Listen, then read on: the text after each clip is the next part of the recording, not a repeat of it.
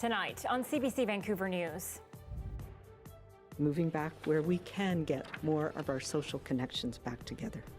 Recreational travel and larger gatherings. BC moves to the next phase of reopening. Everyone was just crossing their fingers that we would have actual audiences in the room. Yes. How businesses are getting ready for the return to normal. And there was just so much chaos going on. Fire, projectiles, yelling, screaming. 10 years on, remembering the tension built before the Stanley Cup riot. This is CBC Vancouver News.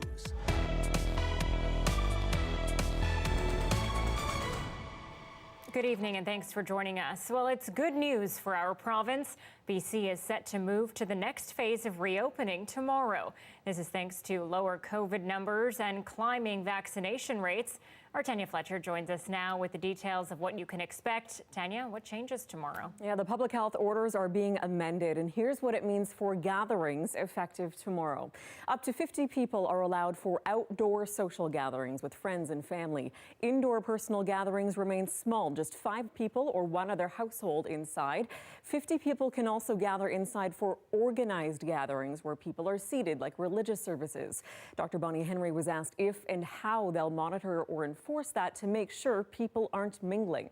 We were able to do this quite successfully last summer, so I know businesses know how to do this, and they'll be moving at their own pace. So keeping small groups of people, no more than 6 per table, all of those things are still in place now. And yes, we will be inspecting. We have been doing that with our environmental health officers and WorkSafe BC. For businesses, the next stage allows for up to 50 people at indoor seated events, including banquet halls, movie theaters, and arts venues. Alcohol service will be extended until midnight at pubs, bars, and restaurants. And small in-person meetings can resume in the workplace, too. As for sports and fitness, indoor team games can go ahead for all ages. Up to 50 spectators are allowed to watch outdoor local sports. And high-intensity group fitness classes can resume at reduced capacity. So for now, masks and physical distancing are still mandatory in public places. Okay, one of the other major changes relates to travel restrictions. How will that look as of tomorrow? Yeah, step 2 of this restart plan includes lifting BC's travel ban, which has been in place since April 23rd. So that means an end to the road checks that have been set up between the province's regional travel zones. Premier John Horgan warns out-of-province visitors are still discouraged from coming here for non-essential reasons. Our advice to other Canadians is we're going to welcome you down the road, but not today. If you don't have business in British Columbia, it's our preference that you stay where you are. And we will invite you back at the appropriate time when all British Columbians are prepared to welcome you. Now, BC Ferries has been screening passengers for non-essential travel until now as well. That will end tomorrow, too. And there's been so much pent-up demand to book recreational sailings that it actually crashed the BC Ferries website just moments after today's press conference. People are also not being able to get through on the phone lines, which maxed out at capacity today as well. So customers calling for travel after today are asked to call back tomorrow. We are prepared to see an influx of customers traveling with us. We do know that there is pent-up demand, and as we move forward towards the end of June, we will be ramping up to our full summer schedule, so customers can expect lots of extra sailings. And health officials are also asking people and reminding them to be respectful of different comfort levels, because while some are ready to just throw open the doors, others are a little bit anxious and perhaps more cautious. Anita? Indeed. Thanks, Tanya. And as another part of the reopening plan, the curtains will go up at arts venues around the city with a limited audience, of course. But Isabel Regam is finding out, as happy as arts groups are, some are taking their time welcoming people back. After months behind closed doors, get your popcorn ready. It's showtime in BC. It has definitely been a difficult year and a half, but we're very optimistic. As of tomorrow, empty movie theaters across the province can once again welcome guests. Audiences can also visit live theaters. It comes as the province announced organized indoor gatherings can welcome up to 50 guests for Phase 2. And I will say that a capacity of 50 is not a recipe for financial sustainability in the theatre, but it is a start. Vancouver's Arts Club Theatre Company says it won't be able to resume right away. It's setting the stage for next month. We're hopeful that we can have more than 50 people by the time we get to July 22nd when we start performances, but we're prepared to have that capacity. You can now also add indoor concerts to your list of summer plans. Physical distancing and masks are still required. Here at Performance Works on Granville Island, the doors are still locked, but they are preparing to open them up later this month. So the last time that we actually had real audiences in this room was in June of 2019. This next phase is music to the ears of performers. The TD Vancouver International Jazz Festival launches June 25th. They were ready for a stream-only show, but now musicians will get to perform in person. I think having an audience there inspires artists to do their best and take it to the next level, and some really, especially with jazz, some really creative improvisation and interplay between people. Banquet halls can also host 50 people, and that capacity could go up July 1st for Phase 3. That's when casinos and nightclubs could also open. Isabel Regam, CBC News, Vancouver. And BC is reporting 277 new COVID-19 cases over the last 3 days. 2 of those days under 100 for the first time since October. 76% of British Columbians have received at least 1 dose of the COVID-19 vaccine. 136 people are in hospital. 42 of those are in intensive care. 4 more people have died of the virus. Well, tomorrow marks 10 years since rioters took over the streets of downtown Vancouver after the Canucks lost the Stanley Cup final. Tonight, Susanna De Silva looks back at the lead up to that night and whether it could happen again. The excitement in the city was palpable. Earhart shoots, scores! The team coming off their first President's Trophy winning season ever, and expectations were high. We had Roberto Luongo, we had the Twins at their height, we had Kessler. It just seemed like this was a team that was built to go all the way. And police said they were ready. Our officers, their hands have recovered from all the high fives during the Olympics, and we're looking forward to getting back out there and repeating that success and that positive environment. Besides, before anyone would let themselves get too excited, there was a not-so-small demon to overcome, Chicago. 3rd playoff meeting in a row, and the Blackhawks had bested them both times. And after giving away a 3-0 series lead, this. Shoots, scores!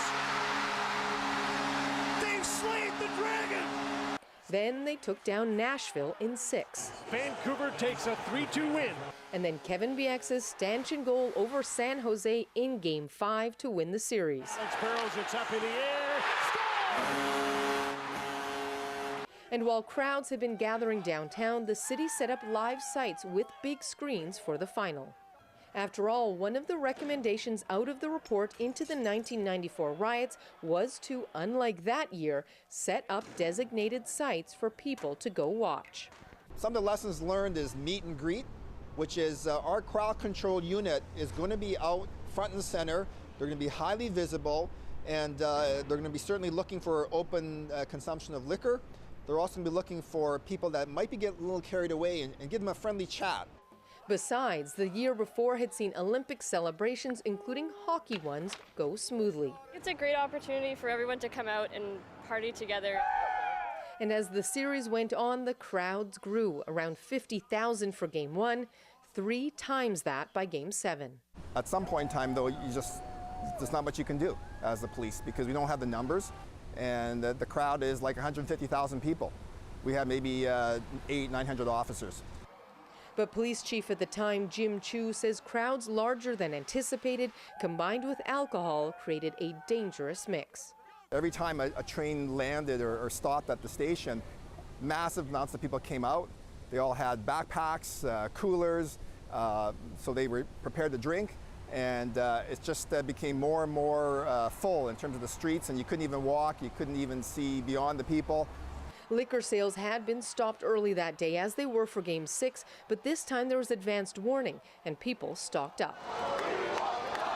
And after a roller coaster series with the home team taking each game so far, it was clear early things were not going to go Vancouver's way this time. When Vancouver hits the ice, you just get a sense that they don't have it anymore. Whatever that magic, pixie dust they had that brought to that point in the series, it doesn't seem to be there for them.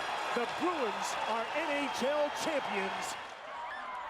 Broken hearts turned into smashed windows. First, it was a car on fire, and it was downhill from there. So what the riot did is it created a new system to host events, and the rigor of that really got tightened after the riot, and it was a little bit harder to host and to do larger events, and it became more costly. The riots have been a shadow over events and rules around public drinking ever since, says City Councillor Michael Wiebe. He had hoped the city would host a viewing event for the Raptors Championship, a plan quickly nixed. And while he says rules were starting to relax before the pandemic, it may have helped push that trend even faster. I think it's helped in the sense that I think we're ready to be outside. I think we saw it last summer with our parks and open spaces. People want to gather, people want to get outside, people want to be treated like adults. But Jim Chu is concerned about the answer to the question, could it happen again? If you asked me that question in 2012, I would have said unlikely. But then after watching the Washington, D.C. riots, where again everybody had cameras and news footage and surveillance video, and people just rioted anyways. So it's hard to explain what happens when people get into a crowd mentality. He says he wants those too young to be out in 2011 to hear about the 300 people criminally charged after that riot in case the Canucks break the city's heart again one day. Susanna De Silva, CBC News, Vancouver. Yeah, one of those sites right here outside our CBC studios here in downtown Vancouver, a night many of us will never forget, that's for sure. And tomorrow we look back at the night and talk to several people who found themselves amongst the chaos, but in very different circumstances. Okay, now Crime Stoppers is warning you to keep your home safe from robbers this summer. As the weather improves, we see a lot more activity. We're out, we're riding our bikes, we're doing outdoor chores, we forget to close our garage door. People are driving by and just on a flash, they take things. They're calling it the 9 at 9, 9 things to do around the house before 9 p.m. every night. Simple things like lock up bikes and ladders, closing all and locking all doors, and making sure packages and mail don't pile up on the porch. The rest of the 9 at 9 can be found online at the Crime Stoppers website.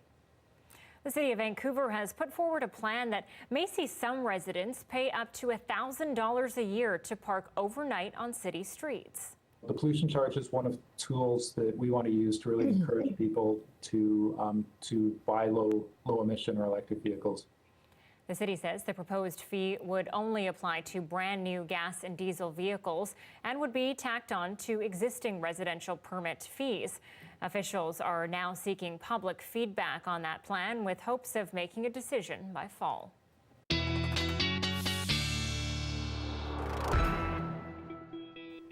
Johanna Wagstaff is off tonight, and so we welcome Amy Bell.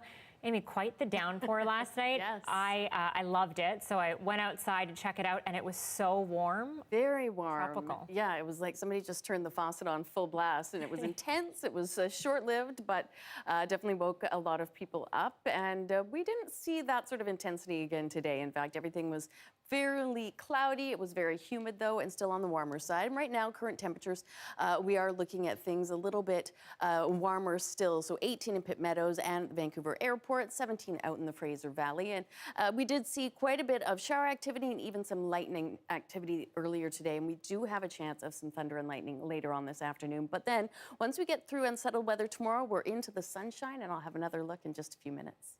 Okay, Tuesday looks intense, but glad to see that sun Wednesday. We'll get there. Thanks, Amy. And during the NHL playoffs on CBC, just a reminder of how and where you can watch this show. We'll be on every weekday at 6 p.m. online, streaming on CBC Gem, YouTube, and Facebook. And then after that, we'll be on TV after the hockey game each evening. Those times will vary depending on when the game starts and when it ends. You can, of course, always watch our show on demand on our website, cbc.ca/BC. Why the suspect in the deadly London hit and run is facing terrorism charges. More on his latest court appearance next.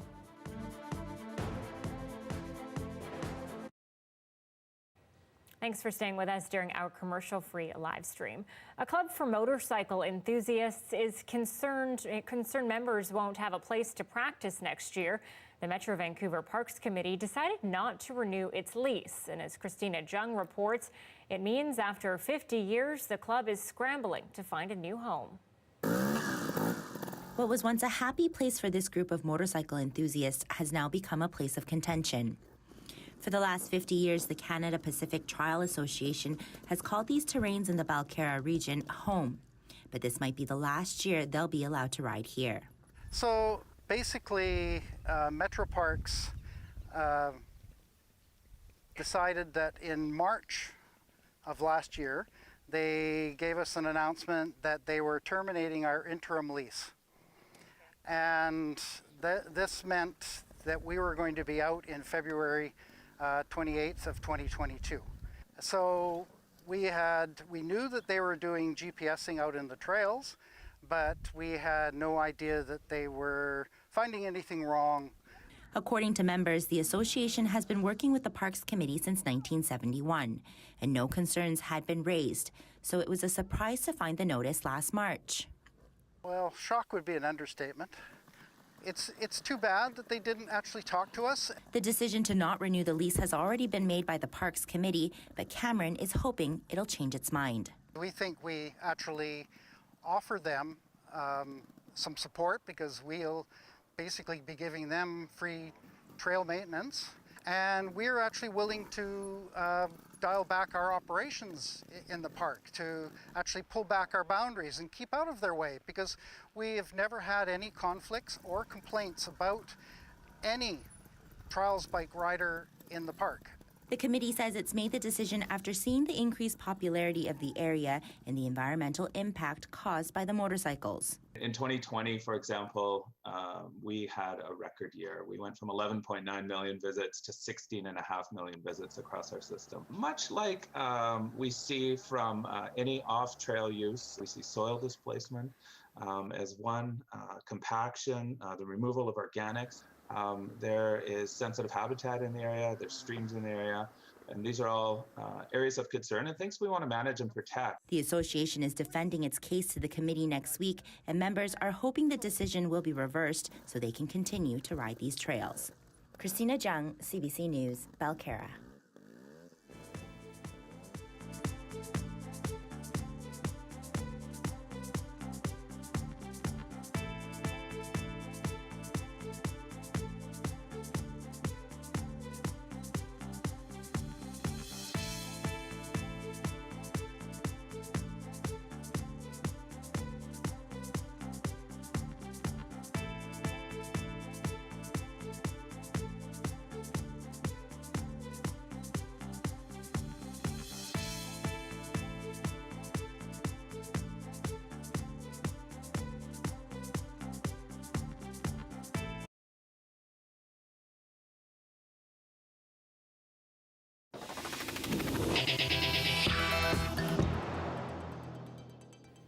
Terrorism charges have now been laid against the man accused of killing 4 members of a Muslim family and injuring another. Those counts are upgraded from the murder charges originally approved after the tragedy in London, Ontario. As Thomas Dagla has the details on the suspect's latest court appearance. After the teddy bears and words of support left by the community, now 9-year-old Fayez Afzal has been released from hospital. With the boy's sister, parents, and grandmother all killed in last week's attack, the child, who was badly injured himself, is now recovering with relatives. We're all just worried about psychologically how he might be and the long road ahead from that perspective. And today, from the courthouse in London, came a move demanded by the community. Federal and provincial prosecutors agreed to pursue this case as terrorism. The change points to investigators uncovering more about the accused's motive. I suspect that there's something that they have in their possession that outlines a little bit more than just an anti-Muslim sentiment. Nathaniel Veltman showed no emotion as he appeared over Zoom while the charges were read out. He's facing 4 counts of first-degree murder and 1 of attempted murder. Asked in court, "Those are your charges, sir. Do you understand that?" He calmly replied, "Yes, ma'am." They've been allowed to attach it to terrorist activity, simply saying that he's engaged in this act for a political, ideological, or religious purpose to try and either scare people or cause violence. For a conviction, prosecutors will not only have to show evidence the attack was pre-planned, but that it was intended to intimidate part of the population. Whenever something like this happens, you know what the impact is. People feel terrorized. People feel scared. The accused remains in custody and faces a life sentence if convicted. He's scheduled to return to court in 1 week. Thomas Daigle, CBC News, Toronto. Ottawa is moving forward on 2 calls to action in the Truth and Reconciliation report. One calls for the establishment of a Commissioner of Indigenous Languages, the other for Indigenous people to be able to use their birth names on government documents. It's an important step to support First Nations, Inuit, and Métis reconnect to their cultural identity that was taken from them by harmful government laws and policies. Names are essential to our identity. They hold references to where we are from, our family's history, and our language. Indigenous people can now apply to reclaim their birth names on passports, citizenship certificates, and permanent resident cards for free. And the first Commissioner of Indigenous Languages has been named.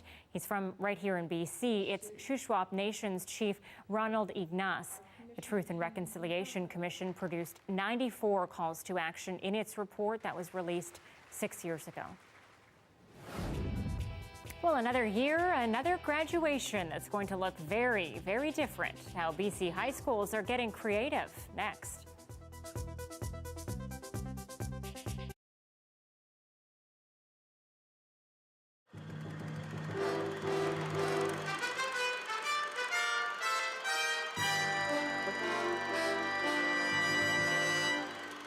Now the story of a medical first, the story of Joanne and Manly March of Kelowna, British Columbia. They had a baby, but they didn't stop there. They had 2 more without having to wait the usual 9 months. Ian Hannamansing reports. His name is Clayton. He is 6 weeks old, and like many other premature babies, he has underdeveloped lungs. But unlike any other baby, he is 45 days older than his brother and his sister. That's the longest gap in medical history between the first and last successful births in a set of triplets. For the mother, it was a long 6 weeks of waiting. We're pretty tense because everybody thought for sure we would maybe lose them. And then there's a period where you go through where they might be handicapped. So for the first couple of weeks were pretty stressful. But the farther along we got, the more comfortable we felt. And so now everything's worked out well. We're very proud parents. The doctor's reaction? Ecstatic. It truly represents one of the nicest things that has happened in a long time. My drawings are not very good, please. A crude illustration of a sophisticated procedure. The doctors were forced to deliver the first triplet when the mother's cervix fully dilated. After that birth, the cervix relaxed.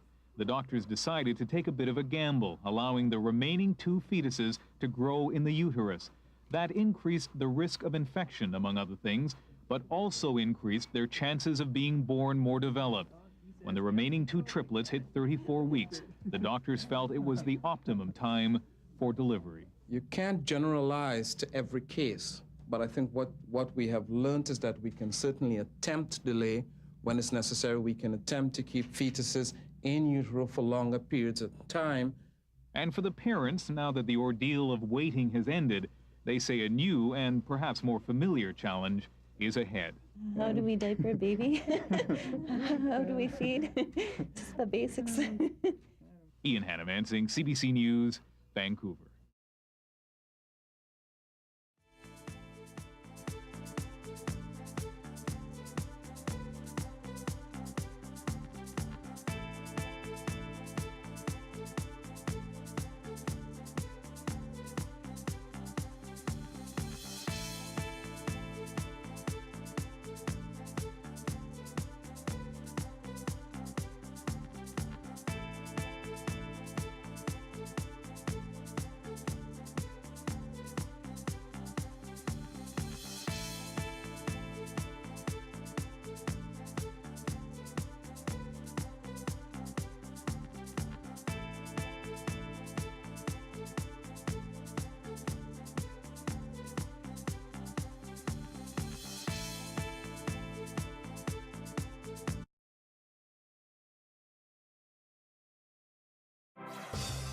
Hi, I'm Amy Bell, and here's what's in your CBC Vancouver inbox.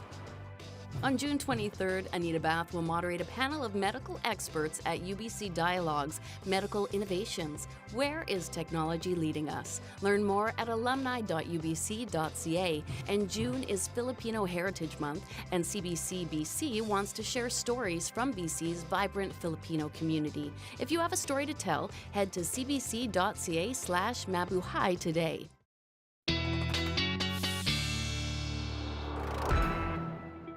Amy Bell was there. Now she's here with a look at the full forecast. I'm everywhere. Yes. And okay, so it feels like there's some light, perhaps a lot of light coming. There is, yes, just in time for the official turnover to summer on Sunday when we have the solstice. We're going to be into the sunny weather, in fact, before Sunday. Today, we saw intense rain early this morning. We've had a very active weather system across most of the province. Severe thunderstorm watch up for areas around around Prince George, and also parts of the Okanagan. So we're going to keep an eye on that overnight. But as you can see, once we get into Wednesday, we get past all the precipitation. Tomorrow will be quite unsettled once again. So kind of a repeat of today with a slight chance of showers and even a chance of thunderstorms. But then, we start to settle down.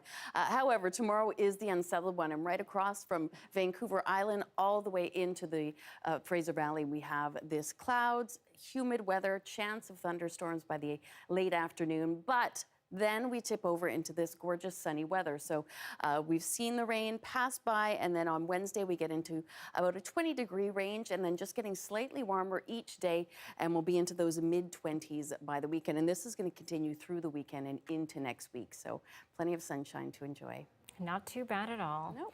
Okay, and before we go tonight, this month marks the end of an unprecedented school year. Once again, grade 12 students across the province are graduating under unusual circumstances. Schools and staff have had to get creative for students to celebrate the big milestone. Our John Hernandez visited a high school in Surrey where those taking to the stage made the most of the big day. Between the tie, the hat, and the gown, not to mention the mask, putting the grad outfit together is no easy task. But with a little help from Mom, grade 12 student Braden Mayencourt is ready to take the walk. Here it is, graduation day. You got your gown on. What's going through your mind right now? Don't fall on stage.